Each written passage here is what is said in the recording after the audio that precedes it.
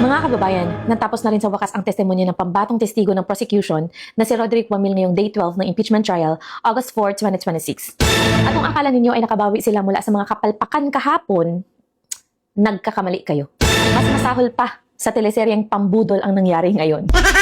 So narito ang aking personal na POV kung paano muling nagmukhang komedyante ang buong panel ng prosecution nang gisahin sila sa crucial na cross-examination. Simulan natin sa unang kaganapan ngayong umaga mga kababayan, ang pinakamalaking bukingan sa kasaysayan na naganap sa loob ng korte. Tinanong ng depensa si Mr. Roderick Wamil kung bakit pinalalabas nilang si VP Sara lang ang may confidential funds.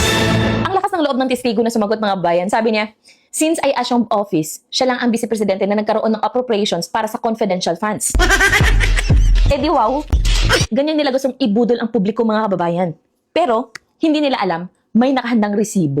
Ipinakita sa kanya ni Atty. Michael Poa ang isang opisyal na dokumento mula sa Department of Budget and Management or DBM, isang Special Allotment Release Order or SARO na may petsang December 22, 2014.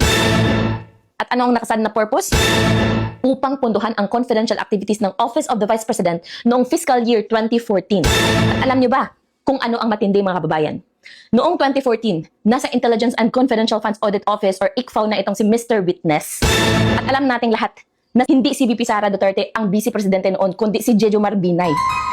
So nang iharap ang papel, walang nagawa ang testigo, kundi kumpirmahin na mayroon nga mga kababayan. So anong tawag sa ganyan? Di ba sinungaling? O sadyang may amnesia lang kapag pabor sa kanila? Supalpal ang unang propaganda. Punta naman tayo sa sumunod na tagpo ng hapon mga kababayan, kung saan kitang-kita na lutang si Atty. Lorna Capunan. Nag-alok ang defense team ng isang simpleng counter stipulation na ang 125 million pesos na confidential funds ng OVP noong December 2022 ay legal na inaprubahan ng Pangulo base sa opisyal na rekomendasyon ng DBM. Noong tanongin ni Presiding Officer Cheese Escudero si Atty. Capunan kung ano ang stand ng prosecution, alam niyo ba ang isinagot? Sabi niya, no, Your Honor. Yes, Your Honor. Nagligot yata ang system sa harap ng microphone mga kababayan. Ano ba talaga? Atty. Capunan, no o yes? Ganyan kapag hindi na alam ang isasagot dahil nabisto ang malinis at legal na proseso ng pundo. Diba? At hindi lang yan.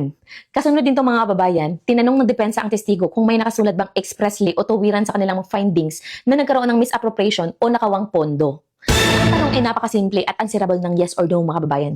Pero, dahil alam nilang babagsak ang buong kaso kapag sumagot ang testigo, biglang sumalo si Atty. Capunan. Sumigaw ba naman habang nakaturo? Sabi niya, wait, don't answer. Huy! Sabay pigil kay Mr. Witness.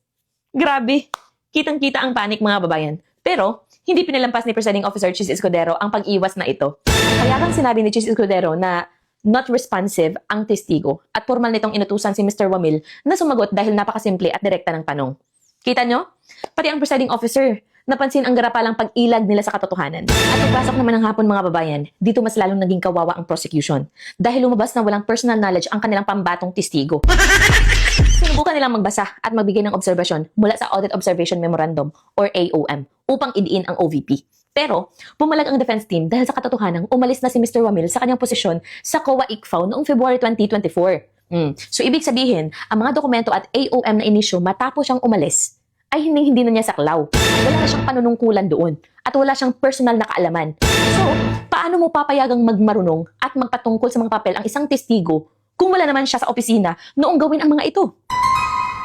So, ang baon pala ng Mr. Witness ninyo ay chismis at papel ng iba?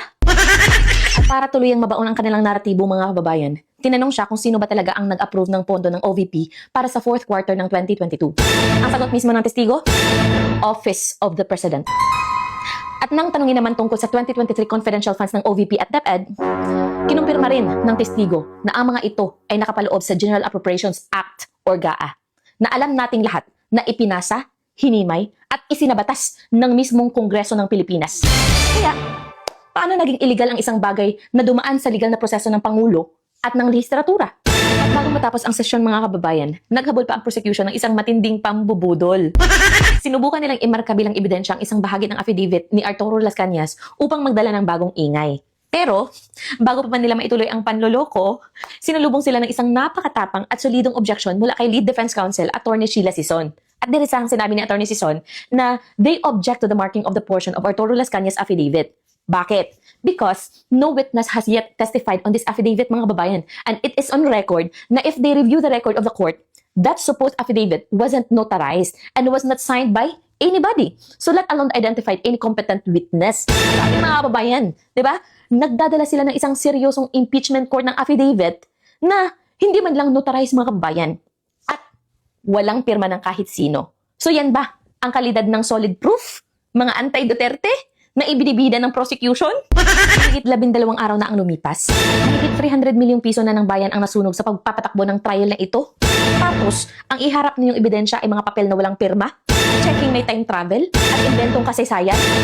Malinaw ang bottom line dito. Natatakot kayo. Panggigigil ito ng administrasyon at ng ilang mga senador dahil alam ninyong hindi nyo kayang tapatan si VP Sara Duterte sa darating na panahon. Pero, kaming mga mamamayan ay hindi ninyo kami mauuto. Napakahirap pakuluin ang utak ng taong may alam sa totoong batas. Mga kababayan, ang nasasayahan natin ngayon ay isang malinaw na paalala mula sa Galatians chapter 6 verse 7. Anong sabi doon? Huwag kayong padaya, ang Diyos ay hindi na pagbibiruan, sapagkat kung ano ang ihasik ng tao ay iyon din ang kanyang aanihin. So, kung ang inihasik ninyo araw-araw ay kasinungalingan, taking affidavit, at pagbaluktot sa katotohanan, kahihiyan din ang inyong aanihin. Paalala rin ito ng Proverbs chapter 19 verse 9. Anong sabi doon? Ang saksing sinungaling ay hindi makakatakas sa parusa at ang nagbabadya ng kasinungalingan ay mapapahamak. So, kahit anong ingay ng mga trolls o ng mga nagmamatalinong elitista, ang katotohanan ng opisyal na dokumento ay hindi ninyo mabubura. Let's watch out kung ano pa ang susunod na sarswela sa day 13 ng trial. Manatiling mapagmatiyag at mapanuri upang di tayo mabudol. Hanggang sa muli.